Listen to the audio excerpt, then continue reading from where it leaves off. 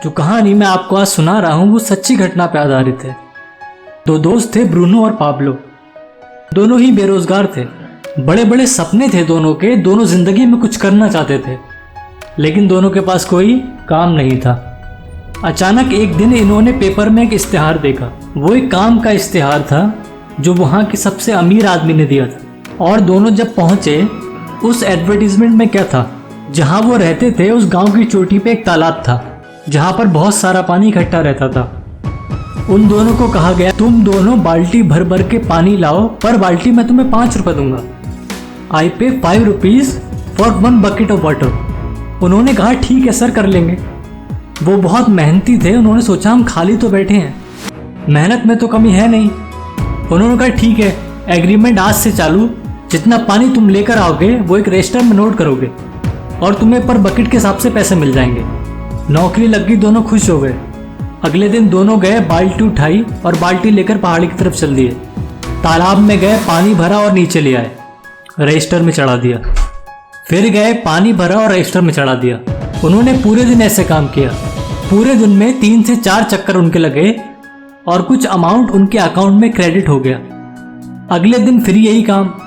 ऐसे ही करके दिन बीतने लगे। वो सुबह आते, बाल्टी उठा के ऊपर जाते और तालाब से पानी भर के नीचे ले आते और रजिस्टर में चढ़ा देते। वो रोज यही काम करते थे।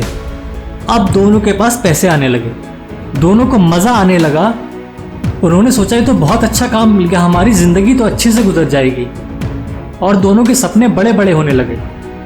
जब कुछ समय बीत गया तो पाब्लो ने ब्रूनो को एक रात अपने पास बुलाया और कहा, ब्रूनो यार एक तकलीफ है। उसने कहा, अब तो सारी तकलीफ खत्म हो गई पागल, अब क्या तकलीफ है?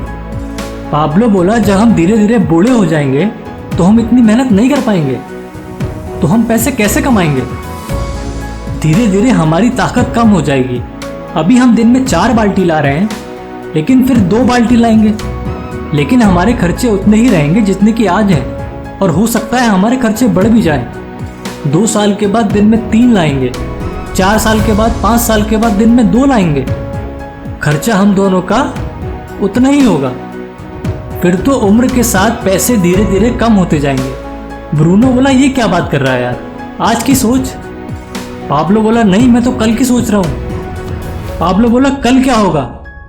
वो बोला, फिर क्या करें? पाब्लो बोला, एक जुगाड़ है। बोला, एक पाइपलाइन बिछाते हैं, एक बार की मेहनत है पागल। ब्रूनो बोला, तेरा दिमाग खराब है? पाइपलाइन के लिए कितना दिन लगेगा, कितना टाइम लगेगा, कितनी मेहनत लगेगी। मैं अगर पाइपलाइन बिछाऊंगा तो आज क्या करूंगा? आज कैसे खाऊंगा?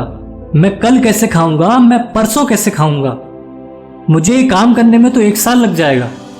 पाब्लो बोला, अगर 1 साल बाल्टी भर भी लाए और मेरा पैर टूट गया तो क्या करूंगा मैं? तो फिर क्या होगा? ब्रूनो बोला, मैं इतना नहीं सोचता, मैं आज की सोचता हूँ। मुझे तेरे आइडिया पर भरोसा नहीं है, मुझे तेरे इस प्लान में इंटरेस्ट नहीं है। तू मेरा दोस्त है, दोस्त रहेगा। अगर तू ये करता है तो मैं इसमें साथ नहीं दूंगा।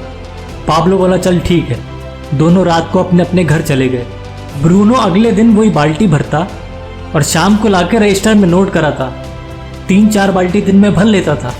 पाब्लो क्या करता? पाब्लो दिन में सिर्फ 1 बाल्टी भरता ताकि वो अपने जीवन का गुजारा कर सके, और बाकी टाइम अपनी पाइपलाइन बिछाने में लगाता।